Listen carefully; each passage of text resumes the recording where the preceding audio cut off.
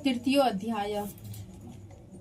जगदम्बा के श्री अंगों की कांति उदय काल के सहस्त्रों सूर्य के समान है। वे लाल रंग की रेशमी साड़ी पहने हुए हैं। उनके गले में मुंडमाला शोभा पा रही है। दोनों स्तनों पर रक्त चंदन का लेप लगा है। वे अपने कर कमलों में जप मालिका, विद्या और अभय तथा वर नामक मुद्राएं धारण किए हुए हैं। 3 नेत्रों से सुशोभित मुखाविंद की बड़ी शोभा हो रही है। उनके मस्तक पर चंद्रमा के साथ ही रत्नमय मुकुट बंधा है तथा वे कमल के आसन पर विराजमान हैं। ऐसी देवी को मैं भक्ति पूर्वक प्रणाम करती हूँ।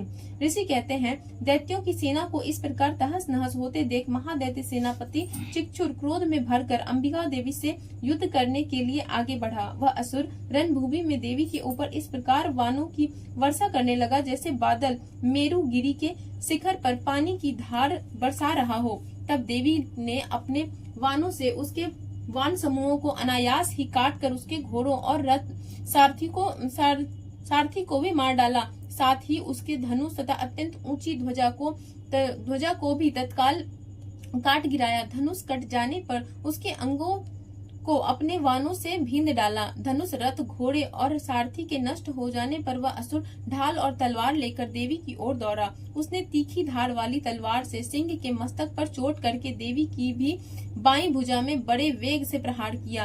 राजन, देवी की बाह पर पहुंचते ही वह तलवार टूट गई। फिर तो क्रोध से लाल आंखें करके उस राक्षस ने सूल हाथ में लिया और उसे उस महादैत्य ने भगवती भद्रकाली के ऊपर चलाया। वह सूल आकाश से गिरते हुए सूर्य मंडल की भांति अपने तेज से प्रज्वलित हो उठा।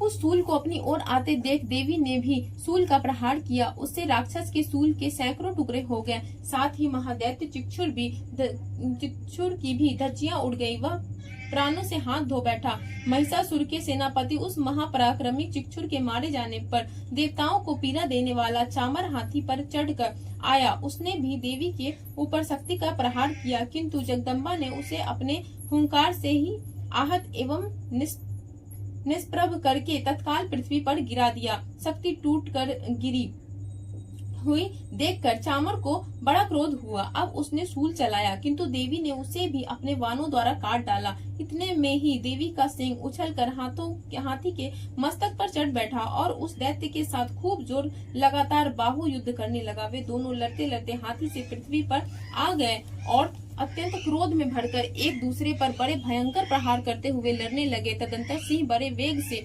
आकाश की ओर उछला और उधर से गिरते समय उसने पंजों की मार से चामर का सिर उधर से अलग कर दिया। इसी प्रकार उदग्र भी शिला और वृक्ष आदि की मार खाकर रणभूमि में देवी के हाथों से मारा गया तथा कराल भी दांतों, मुक्कों और थप्पड़ों की चोट से धराशायी हो गया। क्रोध में भरी हुई देवी ने गदा की चोट से उद्दत का कचूमर निकाल डाला।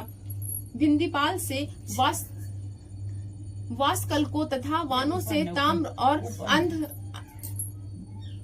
अंधक को मौतों के घाट उतार दिए। 3 नेत्रों वाली परमेश्वरी त्रिशूल से उग्रास्य, उग्रवीर तथा महाहनु नामक दैत्यों को मार डाला। तलवार की चोट से विडाल के मस्तक को धड़ से काट गिराया। दुधुर और दुर्मुख इन दोनों को भी अपने वानों से यमलोक भेज दिया।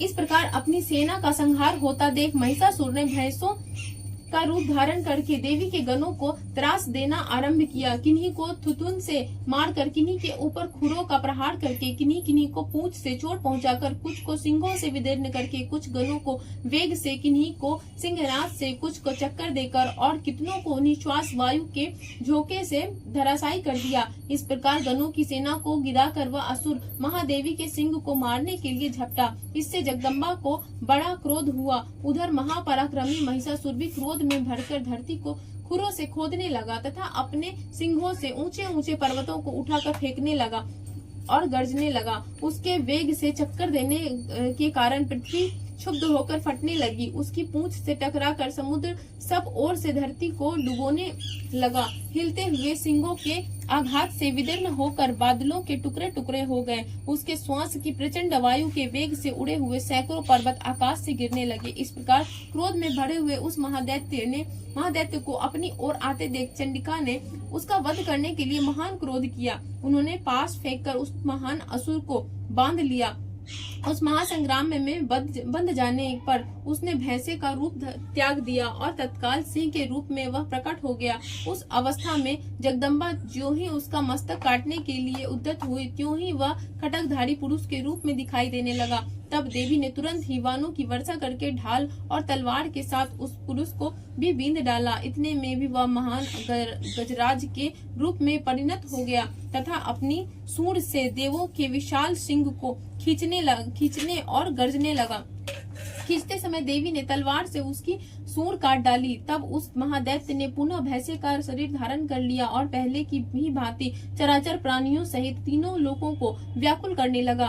तब क्रोध में भरी हुई जगदम्बा चंडिका बारंबार उत्तम मधु का पान करके और लाल आंखें करके हंसने लगी। उधर वह बल और पराक्रम के मद से उन्मत्त हुआ राक्षस गर्जने लगा और अपने सींगों से चंडिका के ऊपर पर्वतों को फेंकने लगा। उस समय देवी अपने वानों के समूह से उसके फेंके हुए पर्वतों को चूर्ण करती हुई बोली। बोलते समय उसका मुख मधु के मध्य से लाल हो रहा था और वाणी लड़खड़ा रही थी। देवी ने कहा, ओह मूढ़, मैं जब तक मधु पीती हूँ तब तक तू क्षण भर के लिए खूब गर्ज ले।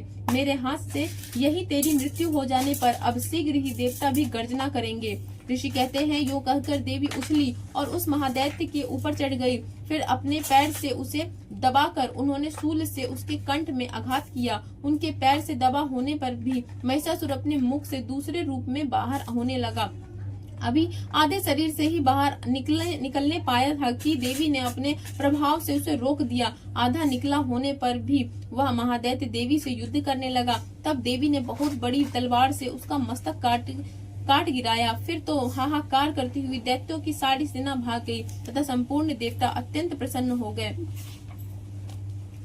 देवताओं ने दिव्य महर्षियों के साथ दुर्गा देवी का स्तवन किया। गंधर्वराज गाने लगे तथा अप्सराएं नृत्य करने लगी। इस प्रकार श्री मार्कंडेय पुराण में सार्वजनिक मनमंत्र की कथा के अंतर्गत श्री देवी महात्म्य में महिषासुर वध नामक तीसरा अध्याय पूरा हुआ।